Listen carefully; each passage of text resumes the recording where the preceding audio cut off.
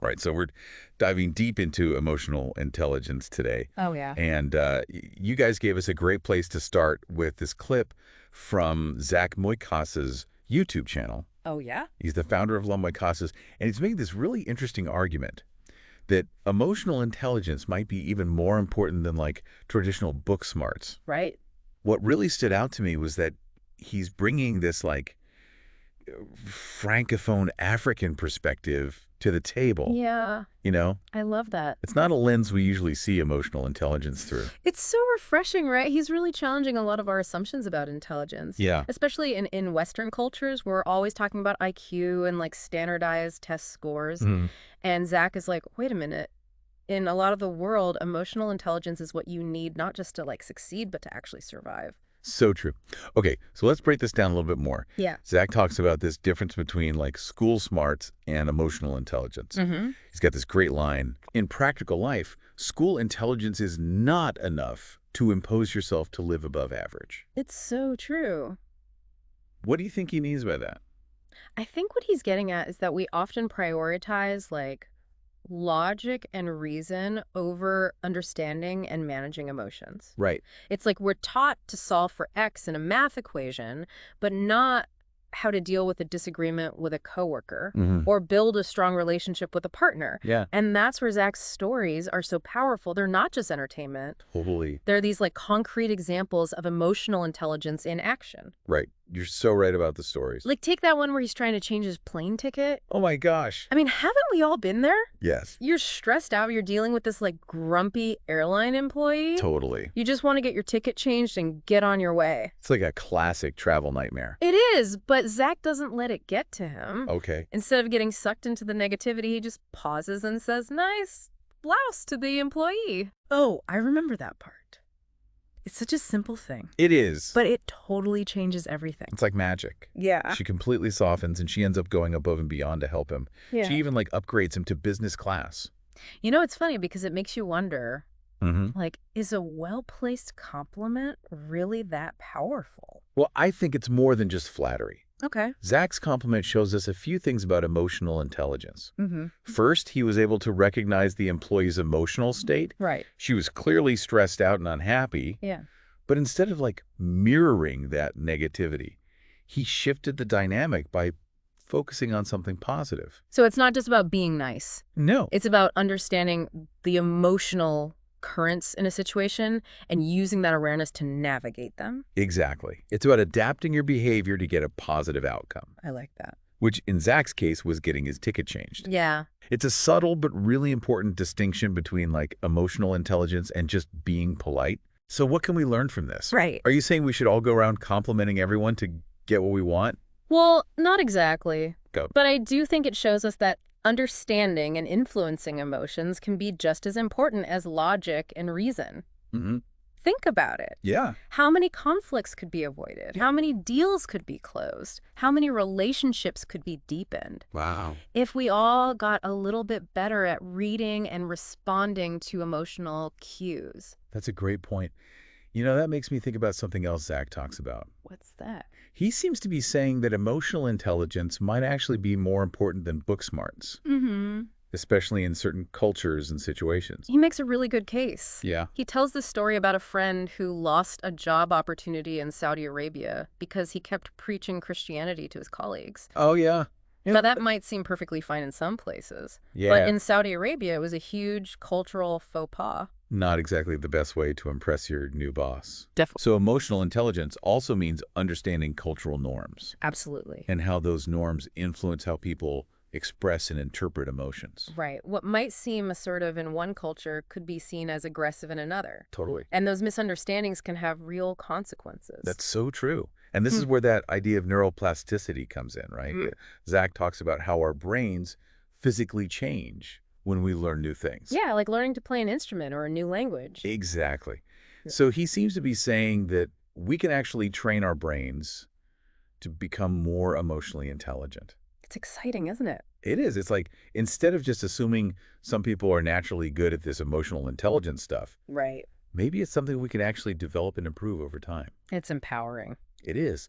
So we've got this idea that emotional intelligence is more than just being nice. Mm-hmm. It's about understanding and navigating this complex world of human emotions. Right. And Zach's stories show us that it's something we can learn and develop. But how do we actually do that? Yeah, cool. What does it look like to actually train our emotional intelligence? Well, that's a question we're going to explore further in part 2. Okay, I can't wait to dive deeper. I'm ready when you are. Welcome back. I hope you've all had a chance to think about what we've learned about emotional intelligence so far. Absolutely. Zach's stories really get you thinking. I do, don't they? It's making me realize that emotional intelligence isn't just this abstract concept. Yeah. It's about real-life situations, Yeah. the choices we make, and how those choices can impact our lives. It's like he's giving us a new way to see the world, right? Yes. One that takes into account all those complex emotions, cultural norms, and individual perspectives. It's pretty cool. Yeah. And you know what else struck me? What's that? Zach's stories aren't just about success in the traditional sense, Right. like climbing the corporate ladder or making a ton of money. Hmm. He talks about emotional intelligence as a way to navigate difficult situations, build strong relationships, Yeah. and even find meaning in life. Yes. He even talks about the spiritual side of things. Oh, yeah. He shares this observation about how people's expressions of faith can be so different, depending on their cultural background and life experiences. So, like, what kind of examples does he give? Well, for instance, he says that someone in a remote African village might express gratitude for having electricity, Makes sense. while someone in a developed country might focus on more abstract concerns. That's a really powerful point.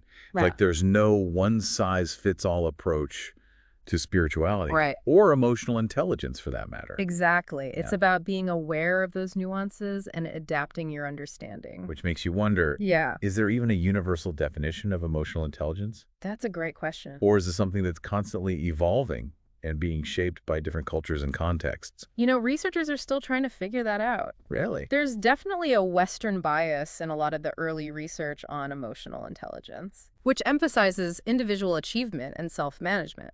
Yeah. But like Zach's video shows us, in many cultures, emotional intelligence is more about collective well-being, social harmony, and understanding your place in a community. That's a really different way of looking at it. So maybe instead of trying to find one definition, we should think of emotional intelligence as a spectrum of skills and traits I like that. that are valued differently in different cultures and situations. Exactly. It's about recognizing that what might be considered emotionally intelligent in one context Yeah. might not be appropriate in another. That makes me think about all the times I've totally misread a situation Oh, yeah. or said something that offended someone I've been there. because I wasn't attuned to the cultural nuances. It happens. But you know what? Oh. It's those missteps that teach us the most. Yeah, they force us to examine our own assumptions Right. and develop a more nuanced understanding of how emotions work across cultures. It's in those moments that we can really put our emotional intelligence to the test. Learn from our mistakes and become more skillful in how we interact with people. So we've talked about training our emotional intelligence. Yeah. But what does that actually look like in practice? What are some concrete steps we can take? Well, Zach talks about neuroplasticity, right? The idea that our brains can change throughout our lives. Exactly. He uses this analogy of learning to play guitar. Oh, I love that analogy. With enough practice, you can literally rewire your brain to master a new skill. So if we can train our brains to shred a guitar solo, All right. why not train them to become more emotionally intelligent? I love that. It really highlights the fact that emotional intelligence isn't just something you're born with. Yeah. It's something we can develop through effort, just like learning a new language. Okay, so let's break this down. Okay. If we were to create an emotional intelligence workout plan, what would that look like? All right, let's do it. What are the key exercises we should be focusing on? Well, I think every good workout starts with a warm-up. Okay. And in this case, that would be mindfulness. Mindfulness. Paying attention to our own emotions throughout the day, noticing how our body reacts in different situations. Right. And becoming more aware of our own emotional triggers. So it's about building that self-awareness, becoming more attuned to our own internal world. Exactly. What comes after the warm-up? Okay, what's next? Next, we might move into some empathy circuits. Empathy circuits, I like that. This involves stepping outside of our own perspective and trying to see things from other people's point of view. Even when we disagree with them. Yes, even when we disagree, it's about recognizing that everyone has their own story and their own reasons for feeling and acting the way they do. That can be really hard. It can be, especially when you're dealing with someone who has very different values than you do. It sounds like it takes a lot of mental flexibility It does. and a willingness to step outside your comfort zone. Absolutely. But it's crucial for building strong relationships, Hmm. resolving conflicts, and navigating a world where we're constantly interacting with people from different backgrounds. All right, so we've got our warm-up, our empathy circuits. Yeah. What's the cool down look like in our emotional intelligence routine? I think the cool down is all about learning to express our emotions clearly and calmly. Even in challenging situations. Yes, even in the tough moments. It's about finding that balance between being assertive and standing up for ourselves, Mhm. but also being respectful of others and avoiding unnecessary conflict. So it's not about suppressing our emotions No.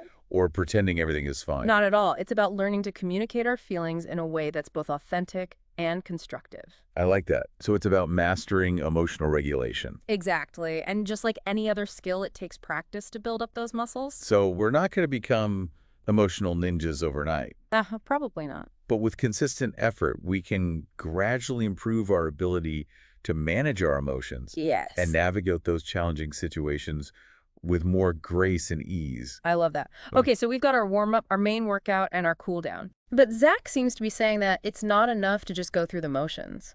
What do you mean? He's emphasizing that this is an ongoing process, not a one-time fix. Right. It's about making a conscious decision to develop our emotional intelligence. Like we might commit to exercising regularly or eating healthy? Exactly. It's about bringing emotional intelligence into our daily lives, not just treating it like a weekend workshop or a self-help book we read once and forget about. So it's about building those emotional intelligence habits. Yes. Making them part of who we are, rather than just something we do every now and then. I love that. It's like we're upgrading our internal software. Uh-huh. I like that analogy. To become more emotionally aware, more adaptable, and more skillful in how we handle those complex human interactions. But as with any software upgrade, there are bound to be glitches along the way. Of course. We're all human. We all make mistakes. True. The key is to be patient with ourselves, learn from those missteps, and keep working towards becoming more emotionally intelligent. It's not about being perfect. It's about progress. Exactly. So, what are some signs that our emotional intelligence software might need a little debugging? Yeah. What are some red flags? Well, one of the biggest ones is a pattern of conflicts in our relationships. Okay. If we're constantly arguing with our partners, family members, or coworkers, it could mean we're not reading their emotions very well or communicating our own needs in a healthy way. So those conflicts could actually be a symptom of a deeper emotional intelligence issue. Exactly, not just a personality clash or a difference of opinion. Got it. Another red flag. Let me think. Yeah, another one is a tendency to avoid difficult conversations. Okay. Or suppress our emotions altogether. Right. While it's important to choose our battles wisely, consistently, bottling up our feelings can lead to resentment, burnout, and even physical health problems. So emotional intelligence isn't just about being nice or avoiding conflict. No, it's not. It's also about knowing when and how to assert yourself, Yes. set healthy boundaries, and advocate for your own needs. You got it. And it's about recognizing that expressing our emotions in a healthy way is actually really important for strong relationships and honest communication. That makes sense. Oh, Okay, any other red flags we should be on the lookout for? well, a lack of empathy for others is a big one. Okay. If we find ourselves constantly judging, criticizing, or dismissing other people's feelings, Yeah. it could be a sign that we need to work on seeing things from their perspective. So it's not about agreeing with everyone or condoning bad behavior. Right. It's about trying to understand where other people are coming from. Yes, even if we don't share their views or experiences. Wow, this is really making me think about all the times I've jumped to conclusions about someone We all do it. without really trying to see things from their side. It's human nature. Yeah. But the more we develop our emotional intelligence, Yeah. the more we can move beyond those snap judgments and start to see the world with more compassion and understanding. And that can have a ripple effect on everything. It can, our relationships, our communities, even the world at large. It's like Zach is challenging us to not only become more emotionally intelligent ourselves, but to actually create a more emotionally intelligent world. Now, that's a powerful thought.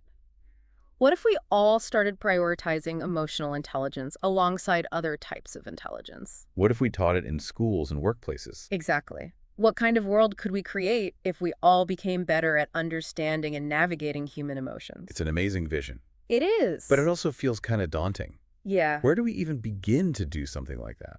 Well, I think it starts with each of us Okay. taking responsibility for our own emotional intelligence. It's Right. about committing to our own personal emotional intelligence workout Yeah. and making it a part of our daily lives. It's about recognizing that emotional intelligence isn't a luxury. Right. It's a necessity. It is. And it's about understanding that investing in our emotional intelligence isn't just about personal gain. Mm-hmm. It's about creating a more compassionate, equitable, and just world for everyone. And that's a goal worth striving for. Absolutely. Okay, I think we've laid some good groundwork here. Yeah, we've explored this idea of emotional intelligence as a skill we can learn and develop. We even created our own little workout plan. We did. But I'm curious to hear more about what Zach has to say. Me too. What specific techniques or practices does he actually recommend for boosting our emotional intelligence? That's a great question, and one that we'll dig into in part 3 of our deep dive. I'm ready for more. Let's see what other gems Zach has to offer. All right, so welcome back to our deep dive into emotional intelligence. We've been talking about Zach Moikasa's ideas about how it might be even more important than book smarts and all that. Right. We talked about how emotional intelligence is a skill you can actually develop. Yeah, kind of like working out. Haha, exactly. But I'm curious about what we actually do. Yeah, like how do we get more emotionally intelligent? Exactly. What does Zach recommend? That's where it gets really interesting. Zach doesn't just give us these theories, he gives us some real advice. Okay, I like that. And he does it by weaving it into these stories he tells. It's not just a list of steps. Right. It's all embedded in real-life examples. Okay, so give us the goods. What are some of Zach's top tips for boosting our emotional intelligence? Well, one thing he talks about a lot is observation. Observation. Not just watching the world go by, Okay. but actively noticing people's emotional states, their body language, their tone of voice, even their choice of words. Interesting. He talks about how in a lot of African cultures, people are really tuned into those subtle cues. It's like they're reading between the lines. Yeah, exactly. Okay. And Zach says that kind of emotional attentiveness is something anyone can learn. Okay, I like that. It starts with paying attention to our own internal state. So what we're feeling, how our body's reacting. Exactly what thoughts are going through our heads. Right, so before we can even start to understand other people's emotions, we have to get a handle on our own. You got it. That self-awareness piece. Okay, that makes sense. And once we become more aware of our own emotions, we can start to see those same patterns in others. It's like we're developing a whole new emotional vocabulary Right. that allows us to communicate better and build deeper connections. So it's not about becoming a mind reader. No, not at all. It's about learning to read those signals that people are sending out. Often without even realizing it. That makes me think about all the times I've totally missed the mark in conversations Oh, yeah. because I was so focused on myself Right. that I didn't even notice the other person's body language or their tone. It's like we're on different wavelengths. Exactly. And it shows that emotional intelligence isn't just about being nice or empathetic. It's also about understanding how to communicate effectively. It's strategic. Okay, so we've got observation and self-awareness as a foundation. Yeah. What else does Zach recommend? He also talks about asking questions, Okay, especially in situations where you're interacting with people from different cultures. that's a good point. It's so easy to make assumptions. It is, especially when people come from different backgrounds than our own. And those assumptions can cause all sorts of problems. Misunderstandings, conflicts, you name it.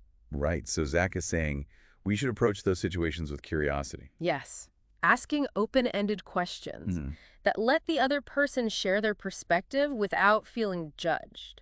It's about creating a space for dialogue. Exactly, rather than forcing our own interpretations on others. You know, it's funny. This all ties back to that idea of emotional intelligence as a form of adaptability. Right. Being flexible, being responsive, being able to adjust your communication style based on who you're with. You got it. And that adaptability is so important, not just for cross-cultural stuff, but for all our relationships. Yeah, for sure. Think about it. How many times do we argue with our loved ones because we think we know what they're thinking? Oh, all the time. Without actually listening to them. I'm so guilty of that. So Zach is saying emotional intelligence is about becoming better listeners. Right? Really tuning into what the other person is saying and how they're saying it. And not just jumping in with our own opinions. Right. Sometimes the best thing you can do is just listen. That sounds so hard, though. It can be. Yeah. It goes against so much of what we're taught. Right. You know, speak your mind. Don't let anyone walk all over you. Yeah. But I think Zach would say that listening is at the heart of true emotional intelligence. Wow. It's about moving beyond ego and connecting with others on a deeper level. It's like he's redefining what it means to be strong and powerful. I think so. Maybe true strength comes from understanding and connecting with others. That's deep.